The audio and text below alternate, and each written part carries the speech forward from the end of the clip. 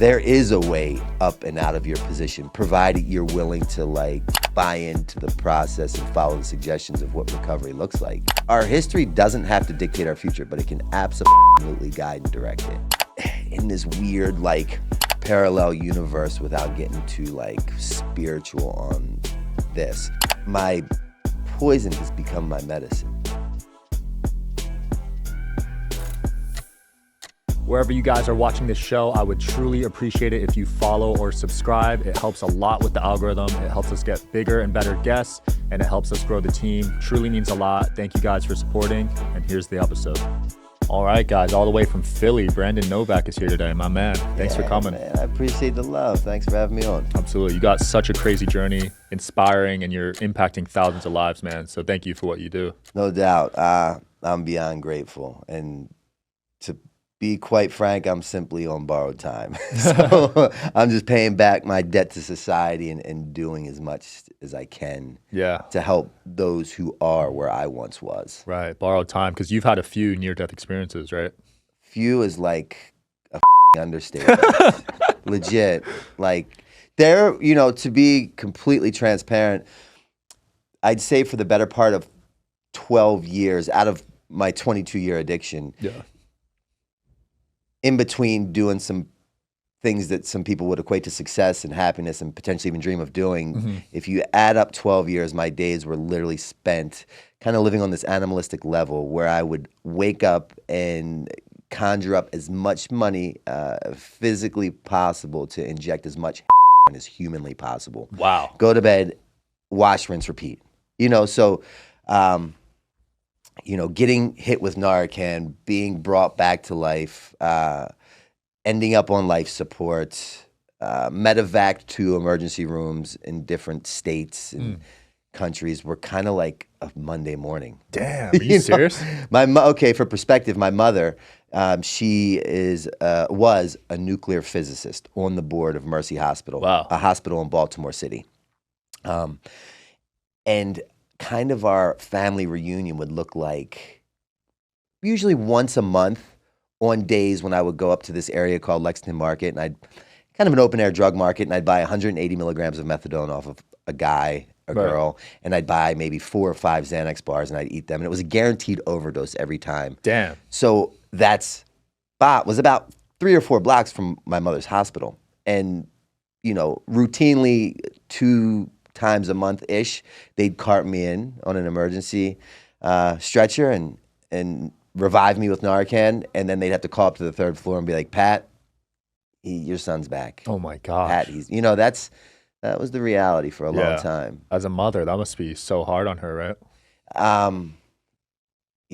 My mother, God bless her soul, at the end, she had bought me a plot.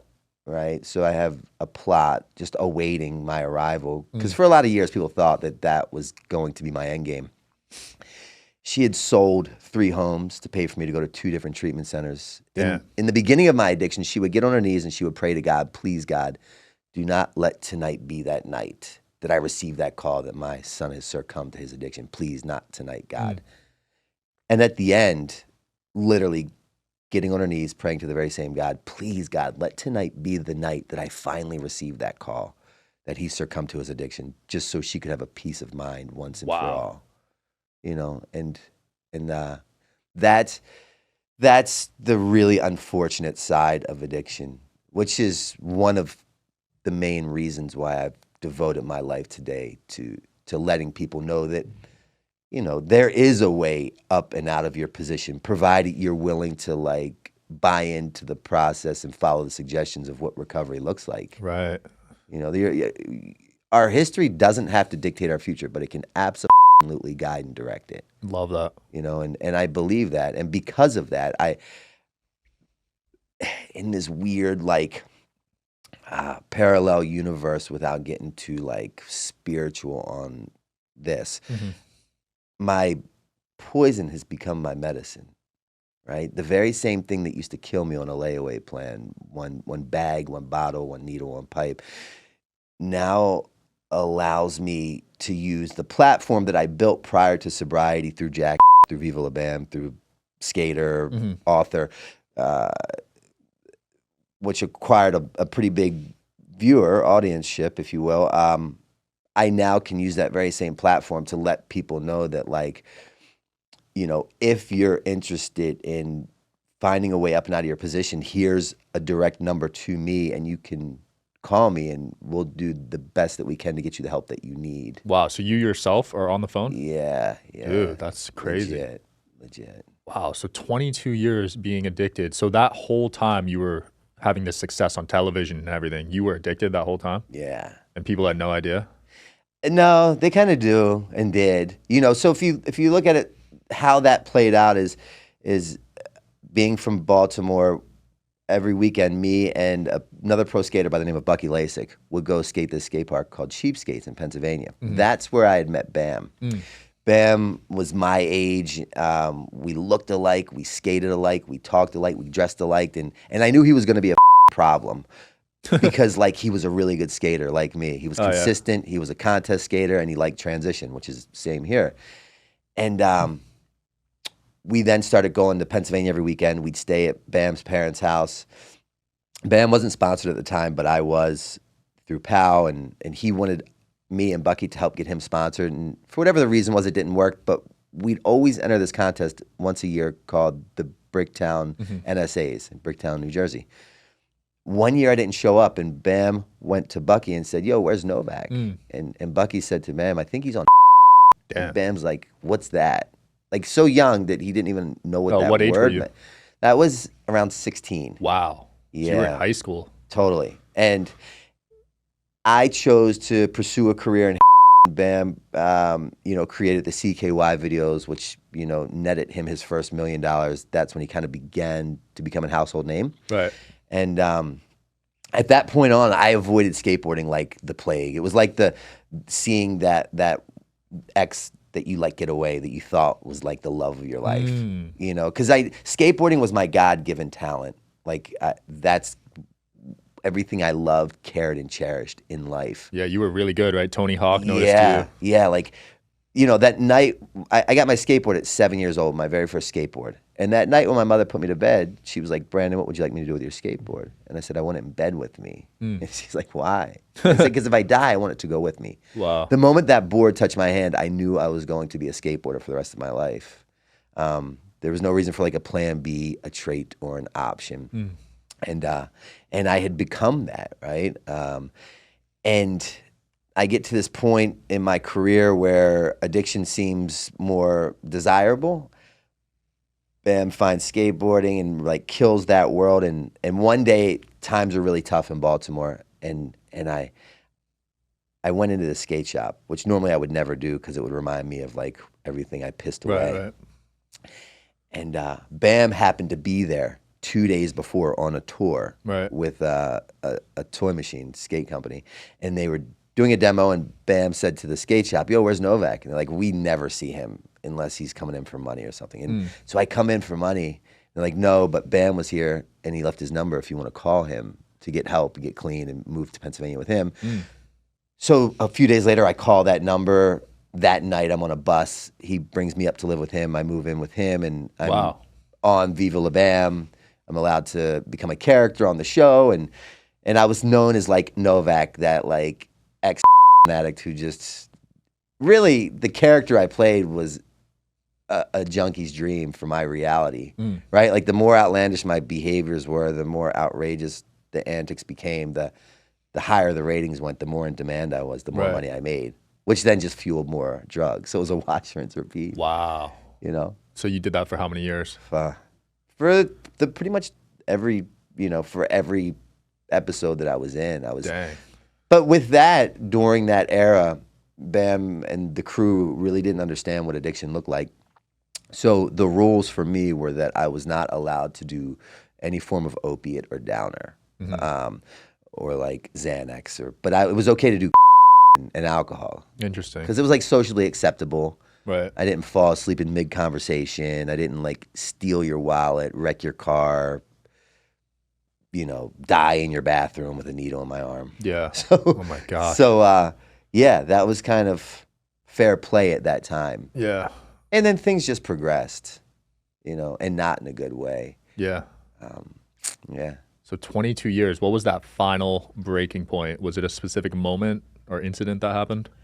No, you would think that it would have been, and it was a combination of events that took place. And the reality was, my story, ultimately ended up with me entering into 13 inpatient treatment centers. I lost count of outpatients and detoxes. My mother had bought me a plot. People had taken life insurance policies out on me, life support. At 38 years old, I found myself as a homeless addict that just wanted to kill himself on a daily basis. But I was terrified to hurt myself in the process. And I was terrible at suicide because I kept waking up. And I came to on my mother's stoop in Baltimore City.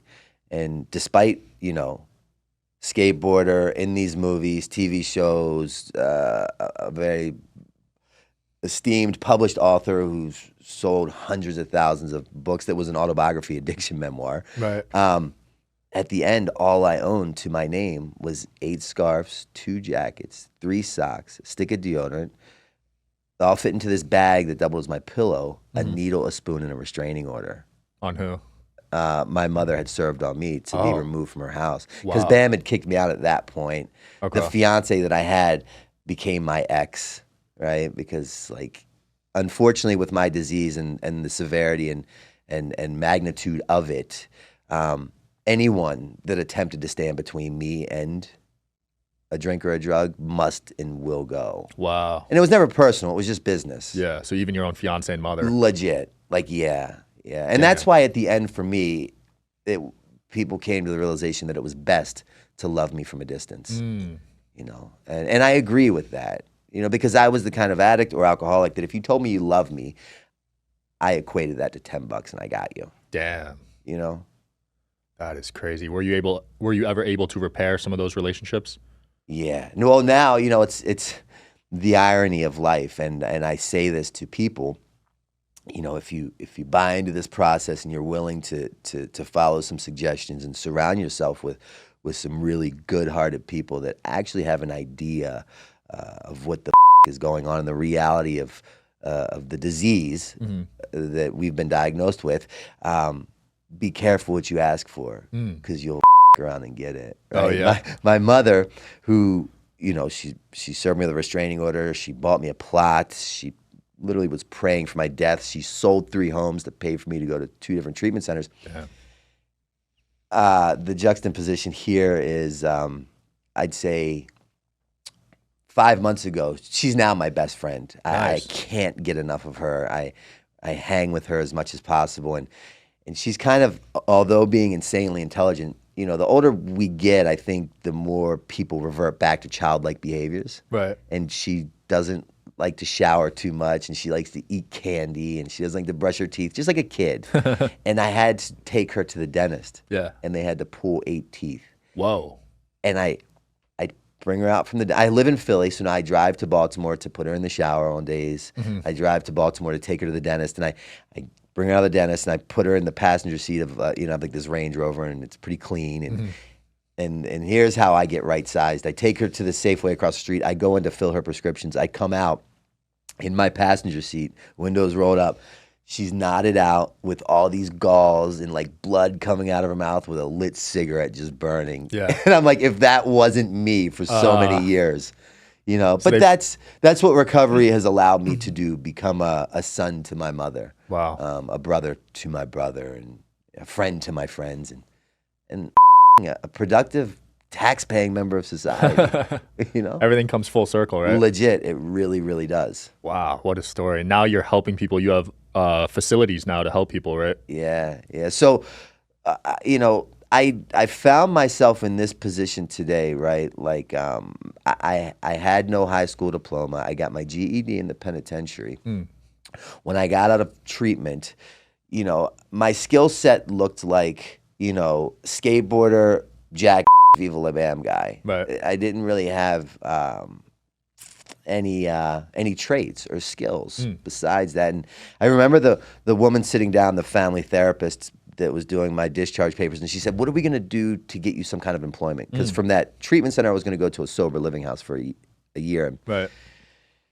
And I didn't know. I had no direction. I had no idea of what the future held. I was just willing to believe in people that seemed to have a better idea than I did about how to go about this weird thing called life. And she's typing in, skills that I have, and nothing's coming up. And thank God I had good people in my life, and they did for me what I had never done in the past. I had heard about this word humility, but it never really made much sense because I never applied it. Right. And they got me a job at a diner called Marianne's, where I was washing dishes for $6 an hour under the table at 38. After being like a pretty successful guy, at 38, I'm washing dishes at Marianne's diner for $6 an hour. In my head, I believed that I should have at the very least been the president of the United States, and next to a 14-year-old coworker named Brian. And little did I know that job was becoming the foundation of not only my sobriety but life as I know it. Wow. Because I had these really good mentors that said, look, this is only temporary. You show up 15 minutes early, you stay 15 minutes late, you do whatever it takes to make that establishment a better place to be in. You give it your all. Don't half-ass this. And I did that. And I started learning how to like mean what I say and say what I mean. I started taking other people's feelings into consideration, right? And because the core of my disease of addiction is that I'm selfish and I'm self-centered. So it's like me, and if I have 2 minutes, you, but only if it's going to benefit me. Right. Taking other people's feelings into consideration is not what I do at that time. But nonetheless, I started buying into this process, and through working at that diner, I started, I absolutely had no self-esteem. Self-esteem was non-existent. I knew that it didn't exist. I didn't know where to find it. If I did, I would have done it on my own and not ended up in a 12-step program. But I bought into the process, followed the suggestions, and I started working at this, what I thought was a meaningless job. And this meaningless job started allowing me to pay my own rent at my sober living house, which was $165 a week. Right. And I started paying bi-weekly. Then I started buying my own bus pass, and I started buying my own cigarettes. I smoked at the time, buying my own groceries. I started to become self-sufficient. Through doing these esteemable acts, I go to the TD Bank, I get a pre-secured credit card. I opened up my own checking account, not one connected to a woman. Right. Like, I started to become self-sufficient, and through these esteemable acts, unbeknownst to me, I gained this sense of self-esteem. And I started to like hold my head up a little bit higher and speak with conviction and not be so in fear of what you thought of me once I left this room. Wow. And I started to believe in myself. And I stayed at that job for a year. I stayed in that sober living house for a year. Throughout this process, when I walked into that detox, there was a video playing of this guy by the name of Chris Herring. Chris Herring played for the Boston Celtics and the Denver Nuggets. And he was in the same position that I once was. And they had his video playing in the treatment center. And I was so desensitized to any form of humanity, feelings, and reality. I literally was just the shell of a human being that lived to use and used to live. So nothing really got through to me. And I'm about 7 days sober. I walk into this detox room, and they're playing his video. And he talks about how the therapist called him in and said, hey, Mr. Basketball, come in here. And he walks in, and the therapist said, I want you to do me a favor and call your wife. And he throws him a cell phone. And Chris said, okay. And what am I supposed to say to her? And he said, I want you to do you, your wife, and your kids the biggest favor you could ever do for them. And he said, sure, what's that? He said, I want you to call your wife and tell your wife to tell your kids that you've died in a car accident, because you'll never do anything of value to provide any form of happiness for your family as long as you continue to live the way you live. And I could relate to that, right? Like, I wasn't the guy that was scared of death. To me, death was kind of welcome because it would have like put me out of my misery, but more so allowed my family to not worry. Right. Because I'm a good guy. I don't want to hurt people. But they were playing his video, and at that very moment, I broke down in tears. And I couldn't remember the last time I had cried. Wow. Like, I mean, like, cried like a baby. Yeah. And that was a foreign subject for me. And for the first time, although I didn't believe in me, I believed in him. And through believing in him, I started to believe in me, right? And now I'm working at this diner. I'm living in this sober living house. A year into this process, I'm contacted by a treatment center in Florida, and they said, hey, we've seen through social media that you've gotten sober and you're kind of speaking at different engagements. Would you like to come to our treatment center and speak to the clients? And I'm like, sure. You know, and they said, when? And I said, well, if it were up to me, like yesterday, because during this call, 7 people will have died as a direct result of an overdose. Wow, that many? Legit. Yeah, Jeez. like that's how this thing is. And that was then, and it's only gotten worse. Oh, it's gotten worse? Yeah, since the wow. fentanyl came on the scene, it's insane. Damn. And so they're like, okay, cut to next week. They fly me down. They put me up at like the W. I have this penthouse suite. They tour me of all the facility. In my mind, I think that they're going to ask me for like a donation. Like they're treating me like royalty. Right. Little do they know that I'm working at Marianne's Diner, washing dishes for $6 an hour. Right? I think that they're still fixated on like this guy that I used to be on these movies and TV shows, whatever.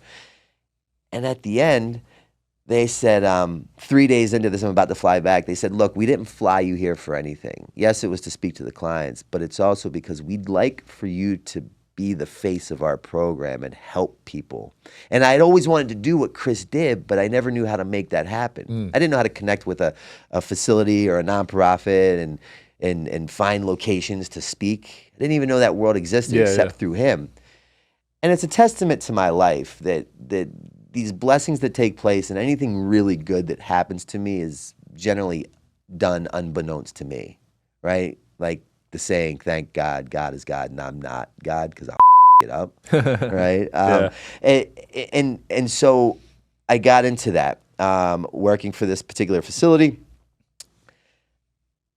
I always vowed that when I found myself in a position where I was financially capable, I was going to recreate that sober living house that I resided in for a year. That I don't want to say did for me what no other place did, but I allowed it to do for me what no other place did. Because I'm a firm believer when the student's ready, the teacher will appear. And so on my 5th year sober anniversary, myself and a guy that I met in that treatment center who moved to that sober living house with me, who we are now like thick as thieves and bestest of friends, we opened up the very same type of sober house. 1 house, 10 beds, called Novak's house. Nice. Today, we have 6 houses with 65 beds. Incredible. And my mission, my goal is to never let price be a deterrent as to why someone can't continue with safe, adequate, structure after completing an inpatient program like I had the ability to do. Right. So I travel around and I raise, funds and have generous friends that like to provide to the Scholarship Foundation, which I provide. If there's a bed available and someone's in need, we do it. That's amazing. And unfortunately, there's a really big need for my service. Yeah. I wish there wasn't. I wish there was no such thing in Novak's house, and I wish that no one needed what I could give. But in doing that and realizing that, like, there's like a lot more people that I could be helping through my experience, through the trials and tribulations that have brought me here, right, prove to me that mentality creates reality, right? And if I can believe it, I can see it, and I can create the vision that I believe and or seek. So I was like, it. I'm going to open up my own treatment center, just like the one that I worked for. And it's basically like the Novak's house, sober living houses, but on steroids. And it's called Redemption Addiction Treatment Center. Nice. So, I've kind of created this world of a community, right? The opposite of addiction is connection. And what I could never do alone, we can do together. It's easier together, right? Totally. Yeah. And I believe in it. I get it. I'm amazing at playing devil's advocate because I was that guy for so many years that much preferred to get loaded, shoot, smoke crack, drink wine, sniff, as opposed to accept your help to this like better way of life. Because, if the demographic that I deal with, primarily addicts and alcoholics, what that means is that we are defiant by nature. We hate authority, Yeah. and we refuse to conform. Because I don't know about you, but I possess this job, and this job places me in a lot of positions I don't like to be in, and it allows me to feel a lot of feelings I don't like to feel. And that job consists of knowing everything. So thank you, dear friend, for kindly suggesting to me what I could do to save my life, but I'm going to kindly suggest why you should off, right? Because I know. And the scariest thing about my resume states is that I actually do know some things because I've done some things that people would accredit to success. Right. But the reality is, May 25th, 2015, I found myself walking into that 13th inpatient treatment center, clothes literally tied on by a shoestring. I had got robbed the day before. They ripped my front and my back pockets out. I had no underwear on. I was completely exposed. I had this button-up shirt on that they ripped open. The only button that stayed buttoned was this top button. I had these shoes on with one shoestring because I had lost the other one along the way using it as a tie to shoot up. And I walked into my 13th inpatient treatment center looking like a gay East LA Cholo gangbanger. And I came to the realization at that very moment that what I do know is that I don't know. And my very best thinking places me into a Catholic Charities rehab that cost me $2 to get into, as I'm taken down to the basement to this donations room where there's this 24-year-old kid thumbing through these boxes looking for some used underwear, and I'm praying to God that he finds them. Wow. How the my mother's a nuclear physicist. My brother's an attorney in the White House. Wow. How the did I get here? That's crazy. You know? So your brother took a totally different path than you. Yeah, to say the least. Were you guys close growing up, though? Well, he was never so I believe I ended up with this beautiful thing called addiction. Because it's weird. I wouldn't wish it on my worst enemy, but it's the best thing that's ever happened to me. Wow. Straight up.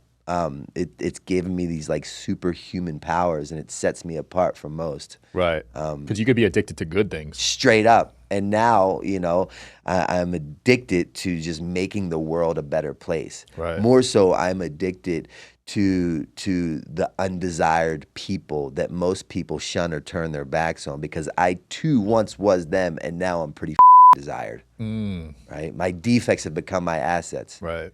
And it's allowed me to provide a lot of help to a lot of people. And in this world of mine, anything that I give you, right? Anything that I give anybody in any world, business, if I give you something that I have, I'm to walk away with less. In this crazy, weird recovery world that I live in, if I give you something that I have, I walk away with more. Wow. Legit. So it's like a win-win almost. It is. It is. So yeah, my brother is by a different father. Okay. Stepbrother. Yeah, but he raised me. We grew up together, and my father was an addict. His father was an addict. So Damn. I believe I was genetically predisposed. Right. My dad was the kind of guy who was around just enough to let us know he wasn't around. He never held a job a day in his life. And, Wow. And he taught me one thing, like if and when I went to prison, how to conduct myself. And he ran with the Hells Angels. Okay. He acquired the liking of crack, and ultimately his body shut down. He's no longer with us. Damn. Right. So, but it's crazy the magnitude and gravity of addiction that the majority of people will never understand. And thank God, is that as a very young child, I came from a really good home. Despite what that may sound like, I've done a lot of work. I've healed. I know that my father was a sick man that did the best that he could with what he had. Right. After he died, I kind of came to that conclusion and realization. Oh, so you were mad at first? Totally. Yeah, like we fist fought. We sold drugs together. We did drugs together. We did not have a healthy relationship. Got it. But it took, unfortunately, him to pass, me, thank God, to find recovery, do a lot of internal work to not only come to peace with him, but the reality of my situation, and ultimately becoming accountable for my actions that place me in those positions to create these resentments. That's great to see you, forgiven, because some people have that resentment for the rest of their lives. Totally. And then I did. I was that guy for a long time. And ultimately what I did is I traveled through this world, and I continued to shoot at you.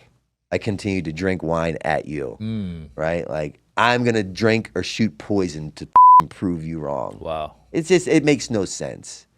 But nonetheless, yeah, so I kind of was molded into becoming that guy. My father, and the power and magnitude of addiction is from a young age, I recognized the psychic change that takes place upon an individual once they ingest a drink or a drug. Because my father, Jerome, was a great guy. Everyone loved Jerome. But when he didn't come home to make dinner at 5:30, and we heard him and his biker buddies pull in, and the key hit the lock at like 3:30, we shook like leaves. Because we knew we were about to endure some that no individual ever have to bear witness to. Really? Right? And so I could see that my father was a great guy, but as soon as he got loaded, he became this Dr. Jekyll, Mr. Hyde. So I literally made it a point through my early days coming up to prove a point that I would never become him. And I would excel at everything I did. Again, strictly to prove that I would never be that man or inflict that kind of pain on other loved ones. Wow. And little did I know, not only did I become him, I like trumped him heavy, you know? Insane. And I legit like lived my life proving to my loved ones that like I'll never be him. And that added to the complexity of my addiction, because then once I started entering into treatment centers, Yeah. especially my first one, I walked in and I saw a building full of my fathers. Damn. And I'm like, you. This is not where I need to be. First treatment center, I strictly went in there to prove a point why I didn't belong. Right. Focusing only on the differences, not the similarities. This is just an overreaction at best. You caught me at a bad time, on a bad way, and a bad day. Tomorrow is going to be different. And I mean it. You're going to put me in a room full of my fathers? You. That's how I saw the world at that time. And I really believe when I said, tomorrow is going to be different. I meant it in my heart of hearts. Strap me up to a polygraph, I would have passed with flying colors. Now, Wow. every police officer saying, Are you interested in coming on the Digital Social Hour podcast as a guest? Well, click the application link below in the description of this video. We are always looking for cool stories, cool entrepreneurs to talk to about business and life. Click the application link below, and here's the episode, guys. we wish everyone was as honest as you are, Mr. Novak. The world would be a safer place to live in. Like, that's how much I believed what I was saying. Yeah. But unfortunately, I'd wake up tomorrow to repeat yesterday's actions just to be stuck in Groundhog's Day for like 20 years. 20 years. That's actually the longest I've heard for Yeah. addiction. That's a long time. Hence the blessing of me being here. Yeah, you're here for a reason. Anyone in recovery, right? If you look at the studies shown, the analytics collected, the data received from all these different studies they do all throughout the world, it states that anyone in recovery is to be high or dead. Wow. Right? The fact that I'm not high or dead is A, miraculous, equaling a miracle, and B, it defies logic. Numbers state that, like, unfortunately, the majority of the world that's caught up with addiction or alcoholism dies as opposed to get sober. Wow. Right? So I've truly been blessed with this gift. And it came by way of pain. It came by way of me dumbing my way into this situation. You know, after my experience and my process, walking into that 13th treatment center, you asked the question, was it one thing? It was a series of events that took place. Every facility that I entered, although I thought at the time was a failure or a waste, whether I got loaded in there, I left early, got loaded after, none of those were unsuccessful. They all did exactly what they were supposed to do. They would plant these seeds along the way. And after attempting to find sobriety so many times, I did the worst thing that I could have ever done for my addiction. I started to acquire some knowledge. See, ignorance is now no longer bliss. I can't just roam through this life aimlessly, blaming you for my outcome, right? And the pain started to become great enough. I'm only getting older, not getting younger. I'm realizing that I'm not indestructible. I'm not indispensable. Everyone in my life is moving on, and I'm like stuck on stupid. And the worst thing about this is that I'm recognizing my behavioral pattern that continues to equate to this outcome, and I can no longer like justify, minimize, or deflect the severity of my addiction. The handwriting's on the wall and it's in my writing, and I'm starting to recognize that I am the common denominator in my problem. And if I just get the out of my way, I might stand a chance. And they had always told me the drinking is not your problem. It's the thinking. The thinking leads back to the drinking, right? The drinking's the solution. So you can't even think about it. No. Well, here's the life hack to anyone out there who's struggling with addiction or alcoholism. If you're focused on the drugs, the crack, the pills, the pipes, the needles, being the problem, you have a long road ahead of you. It's not the problem. It's the answer to the problem. It's the exact opposite of the problem. Wow. It's the answer to it. The problem is the thinking, attitude, and behavior that allows me to continue to return to my solution, right? So if I just physically sit down my glass of wine or bag of it's not a question of if I pick it back up, but when. Because the same addict will use again. Right. I haven't worked on the problem, which is the behaviors that allow me to continue to repeat my past. Right? And then I get into a program and they uncover the problem for me to actually discover the reality in hopes for me to recover. Right? So then I buy into this process, and I'm like 22 years in this game. All I've done for the better part of that time is rearrange the furniture on the Titanic. My ship sinks every time. And my very best of thinking has created this outcome where I'm standing in the basement of a Catholic Charities rehab that costs $2 to get into. Jeez. And the worst thing about it is that I made this happen, right? So then I came to the realization that like what I do know is that I don't know. And on that day, Memorial Day 2015, for the first time in my life, I had finally been demoralized in just such a way. From drugs and alcohol, I've been beaten into a state of reasonableness that you had my attention.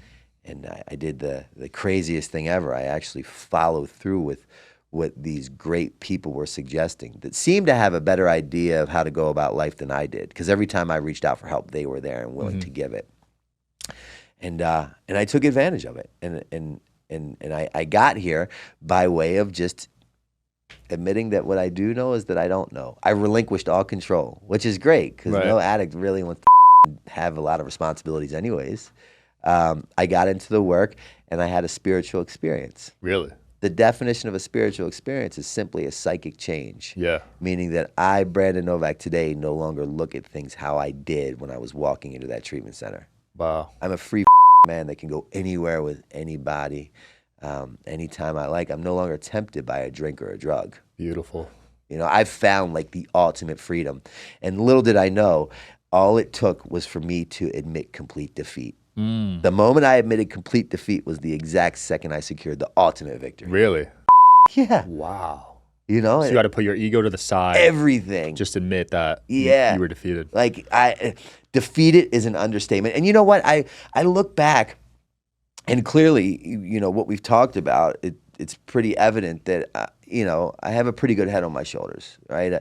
I never had a problem at getting things. I could just never keep things. Right. Same with sobriety. I could always get sober. I could just never stay sober. Yeah. But I couldn't understand how, like, looking back, and this is all in retrospect, because what I've learned is that today my life is live forward and learn backwards, right? And now, having remained sober long enough, it's very, very easy for me to look back and recognize the synchronicity in life's events that have landed me literally in this chair right now that prove to me the God of my understanding is so much bigger and so much broader than my feeble mind could ever conceive. Right.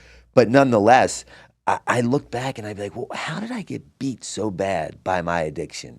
You know, not like every time I stepped in the ring, like I got like bloody pulverized. Not like a fat lip or a bruised elbow. I'm talking like teeth yanked out one at a time, eyes gouged out with knives, skinned alive, ears cut off. Like those are the beatings that I'd receive. And I'm like, how? Like I have a pretty good idea of what's going on. I have the wherewithal to understand like what actions create certain outcomes. Like what the And looking back now, it's so easy for me to see why that happened. It's simply because I never gave my addiction or alcoholism the time, attention, or respect deserved because I possessed that job that consisted of knowing everything, right? And then I and this is what I will say. I'll make this one blanket statement for pretty much every addict and alcoholic that may be listening, and that's that we didn't end up in addiction because we took the short bus to school. Quite the contrary. We get there because we're too smart for our own good. Wow. And then I end up in a seat of a treatment center that literally has the ability to save my life, and I outthink myself right out of it. Why? Because the thinking's the problem, not the drinking. Wow. Did you feel like you went to 13 treatment centers, you said? Yeah. Did you feel like they saw you as a number on paper, or did you feel like they actually cared about you? I believe there were different experiences at different times, and I believe to be true that all of those were exactly what I needed at that time. I don't believe that nothing in this world happens by chance or coincidence or luck. Right. The one time that I felt really humanized, seen, and heard was at one of my family reunions in my mother's hospital, in that emergency room, being carted in for an overdose. And there was this, generally the protocol would look like I'd overdose, they'd hit me with Narcan, they'd observe me for 6 hours, and they'd say, okay, this is the situation, you've been an addict for so long, what's your discharge plan, what can we do to help you go where you need to get? Watch, rinse, repeat, head in the bed number. On this one particular day, this nurse, and I'll never forget her name was Miss Jones. And Miss Jones was a heavier set black woman, and she just had this aura of a woman who cared. She slowly walked over to my gurney. I'll never forget it. She'll slowly walked over to my gurney, and she came over, she put her hand on my knee, and she said, "Sweetheart, how you feeling?"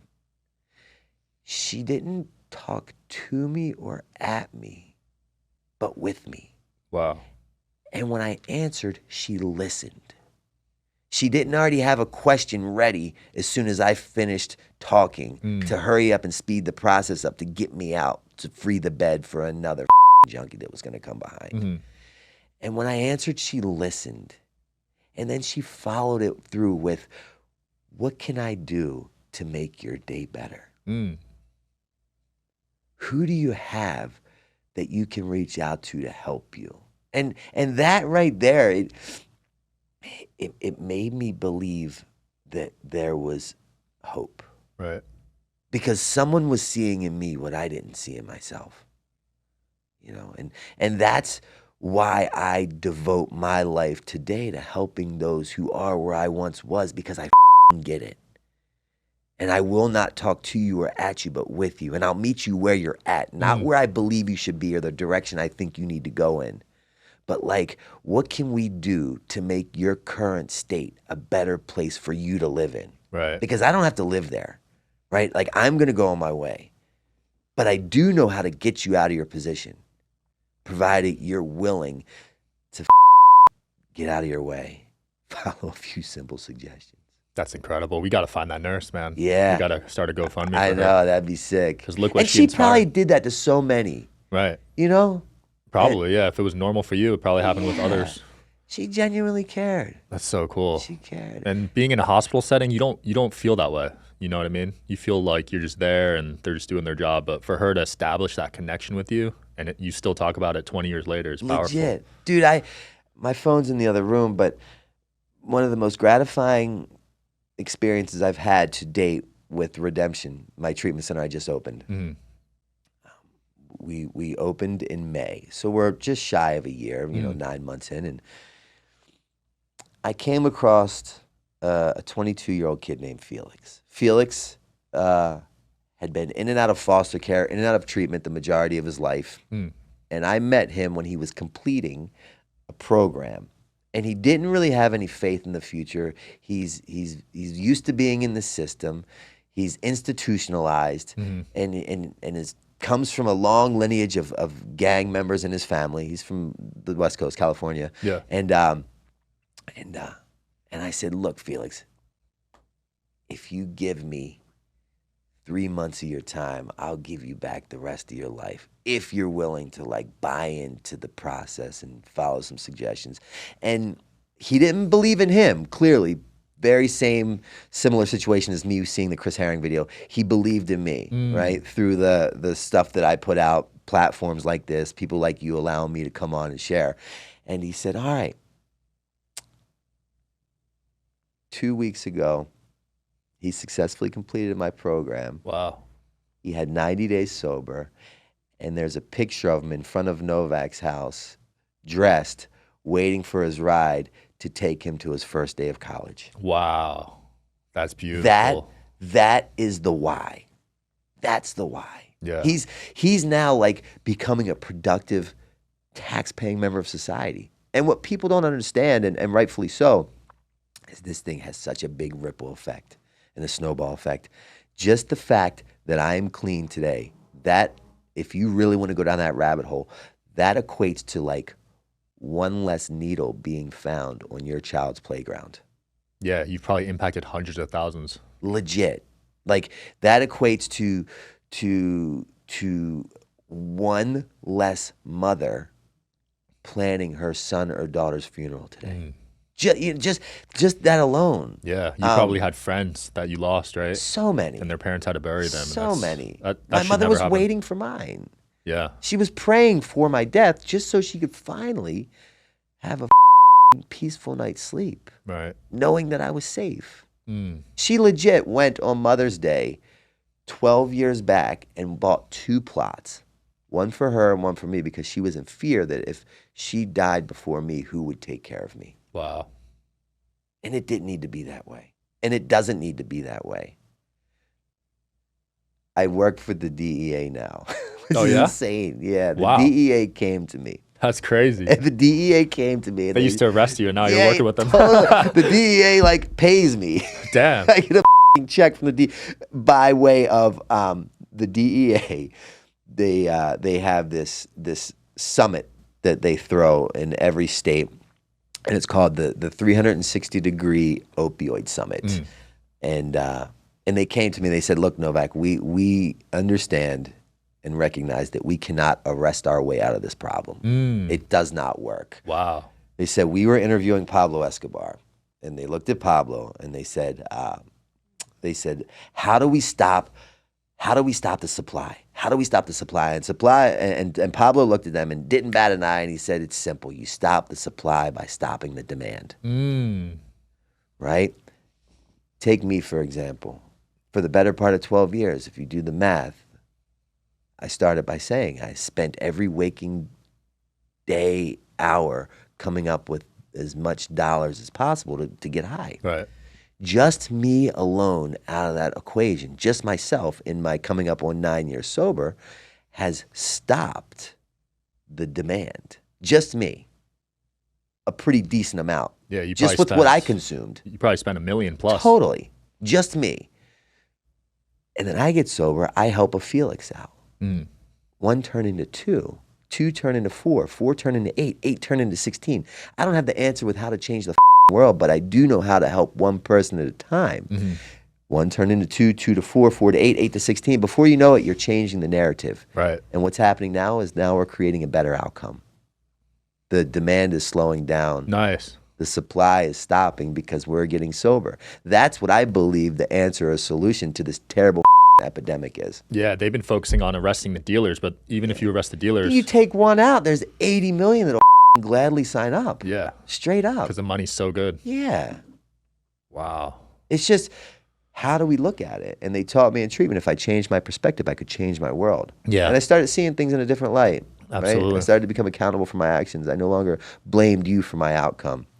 No more victim mentality. Totally. The sooner I stopped pointing my finger outward and pointed it inward, I then was able to create a different outcome that I actually not only liked, I started to believe that it was worth waking up the next morning for. And then it became worth waking up and not getting high over.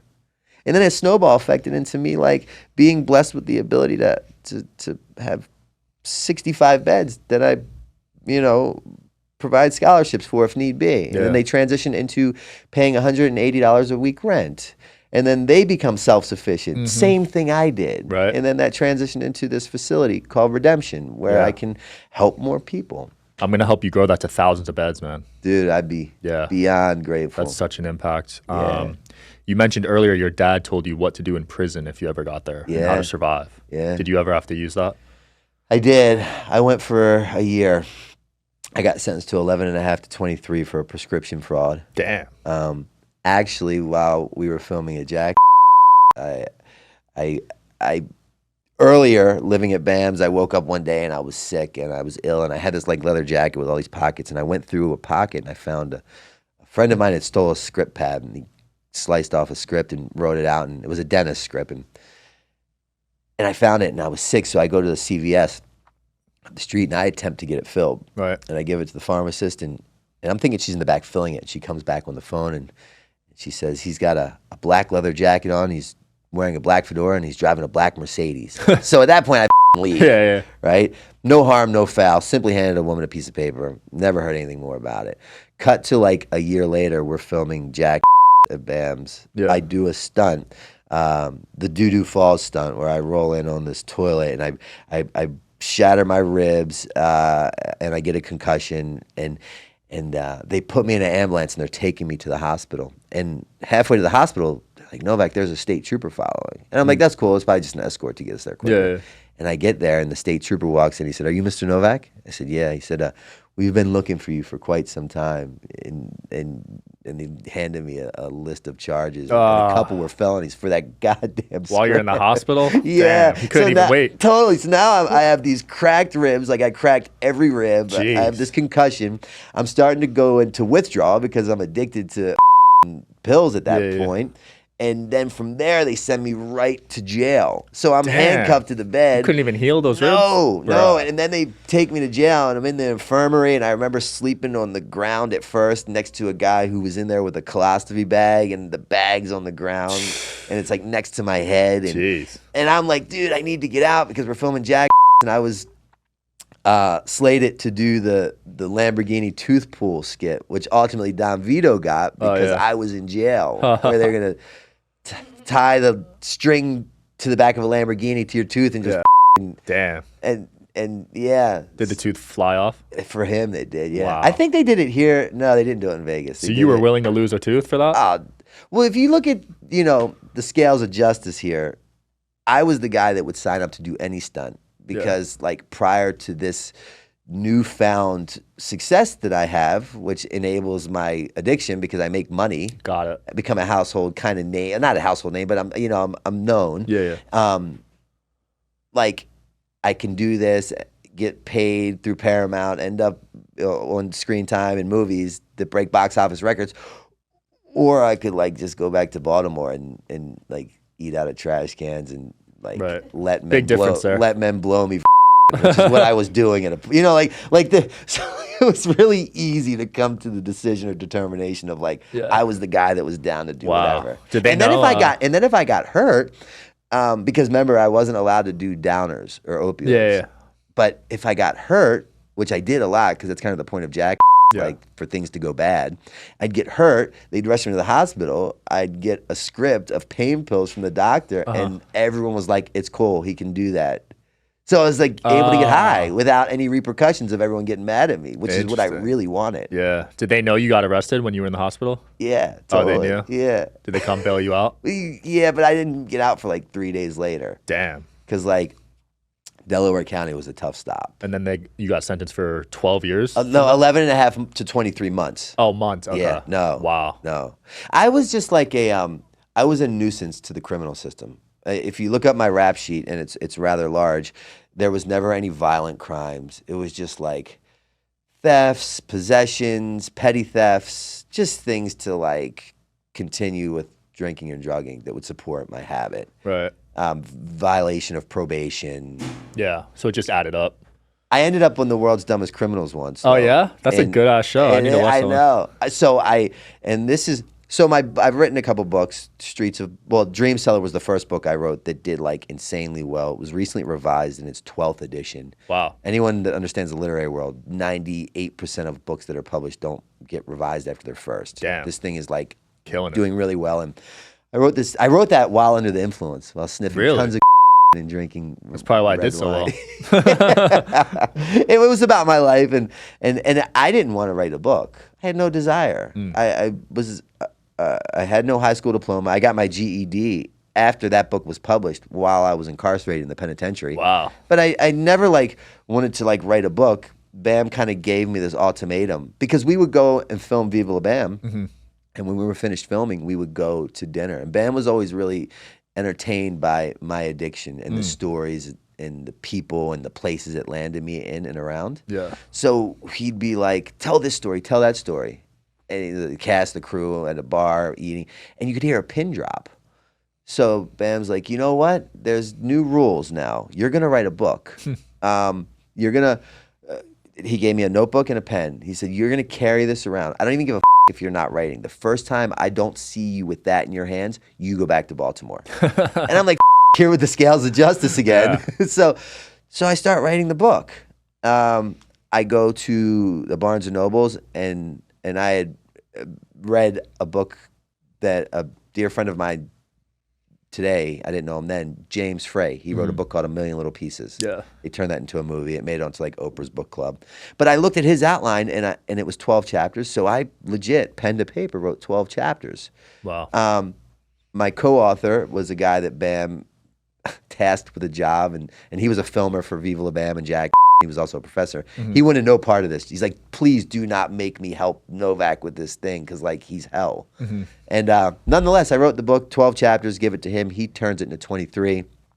Bam's manager gets me a literary agent, and they shop my script around and come to an agreement with Kensington Publishers and Citadel Press. Incredible. So I in that book, I received hundreds of thousands of pieces of mail from all over the world of people I read your book and I didn't want my story to get as bad as yours. I have 30 days clean. Wow. So, again, something that I looked at as almost being a punishment or a task was really turning into be this biggest blessing ever that was going to play out way later in life once I found sobriety. It sounds like But nonetheless, so I'm sorry, I was like, why did I tell him all that? So I get into writing the book. That book does well. I go to treatment. Then I do the sequel to that one that just recently came out called The Streets of Baltimore. Yeah. So if anyone's interested, I also did the audio narration where I narrate the book. Oh, sick. We'll link it in the video. Any major platform you can get it. But The Streets of Baltimore, I talk about this story. I was in a bad way in Baltimore. I ripped this drug dealer off for $10,000. I go in the projects, shoot all the money up. He finds out this is me. He puts a hit out on me. Wow. My friend buys me a bus ticket from Baltimore to Crested Butte, Colorado, in Gunnison. I go there. It's a 6-day bus ride. I have no money. I'm just stealing food at each stop. And I'm sick. I'm withdrawing. Get there, and I come across the script of Xanax. And I eat all these Xanax, and I break into this one little gas station they have in town. And there's apartments above the gas station. I don't remember breaking in, but I apparently from the reports, it says that I went in and I stole cigarettes, money, alcohol, and Mentos, which I don't even like candy, but I stole. But I remember walking out and hearing the alarm of the gas station, and above it are apartments, and people were out looking down at me. I remember this, and I go back to the hitching post because it's just this one little road up this mountain. It's a ski town, and I remember being cold, looking at the window, the damage I had done. I'm like, why don't I just go back in? So I go back in to steal more, and it cuts to fade to black. Wow. A few hours later, apparently I'm awoken by these police officers, and they said, sir, did you break into this gas station? I said, officer, what are you talking about? I've been in my bed all night. They're like, you idiot, you're covered in glass in the gas station. I fell asleep in the gas station. No way. So then I go to jail, and I'm serving my time, and I'm in Colorado, and it's all these inmates that I don't know, and one day they're like, that's that dumb. And they all start calling me stupid. Yeah. Like, why the is everyone calling me stupid? Come to find out, I end up on the world's dumbest criminals, falling asleep in this gas station. Oh my gosh, they didn't even hit you up to tell you? No, but then here's the deal. So again, recovery, full circle. The guy that I had ripped off, and I talk about this. I go into depth in the book. He put that hit out on me. I ran to get away, go to jail, end up coming back, get sober, and he lived not even a block from my mother's house. So now I'm sober. I have this like conscience, and I'm scared that like they're gonna pay retaliation to my mother's house. Right. And so around 2 years into my sobriety, I call him and I'm making amends. I'm making my wrongs right. And I said, Damien, can I meet you? I just got out of treatment and I'd like to talk to you about something. Now, this guy had paid to have me killed. Right. Oh, he already prepaid? He paid. That's the hit. That's Wow. why I jumped on the bus and went to Colorado Yeah. to escape the hit that he paid. Got it. Legit. And he said, yeah. And I said, how about the Starbucks in town? He said, no, we'll meet at a deserted park, basically. I'm f***ing terrified. I call my sponsor, right? I'd worked the 12 steps, and the third step is we turn our life and our will over to the God as we know him. Yeah. And my sponsor said to me, well, you've worked the third step. God is everything or he's nothing. Take care of your business, and hangs up on me. And I'm like, wow. Fuck, man. I go to the park. I have like $2,000 or $3,000 on me. What I'm doing is I'm going there to make my amends, to tell him what I did, let him know that that's not acceptable behavior, ask him if there's anything that I forgot that I left out that I may have done, and that I'm going to pay him back. I'm here to make my wrongs right, cleaning up my side of the street. And when I go to the park, I started to explain this, and he said, you don't need to, stop. He said, what you don't know is that I became an alcoholic, and I lost everything that I cared about in my life, including my newest business, to my alcoholism. And as a matter of fact, I just got out of rehab yesterday. Damn. He said, what you didn't know is that I was going to drink today, and you called me right before I had that drink, and I took it as a sign from God. Cut to today. I've paid him back the $10,000. He didn't drink, and he's got like 7 years sober, and we're thick as thieves. That's awesome, man. Someone that put a hit on you, you're best friends with now. Again, anything in my world, if I give you something that I have, I'm to walk away with less. But So in my powerful. world, I walk away with more. Wow. Brandon, it's been such a fun episode, man. Anything you want to close off with or promote? No, just the disease of addiction is not a death sentence. And as long as you're breathing, it's never too late. The only time we fail is when we quit trying to quit.